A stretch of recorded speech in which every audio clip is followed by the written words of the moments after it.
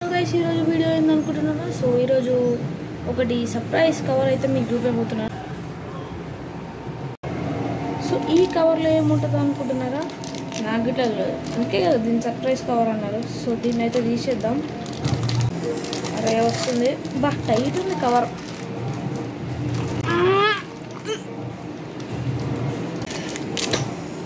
అమ్మాయ ఫైనల్ పీకేసాం అనమాట. Okay, so ఇప్పుడు చూసేద్దామా. సో కింద పడ్డది ఇది అనమాట, ఒక పార్ట్. ఓకే, నెక్స్ట్ ఏమొచ్చింది?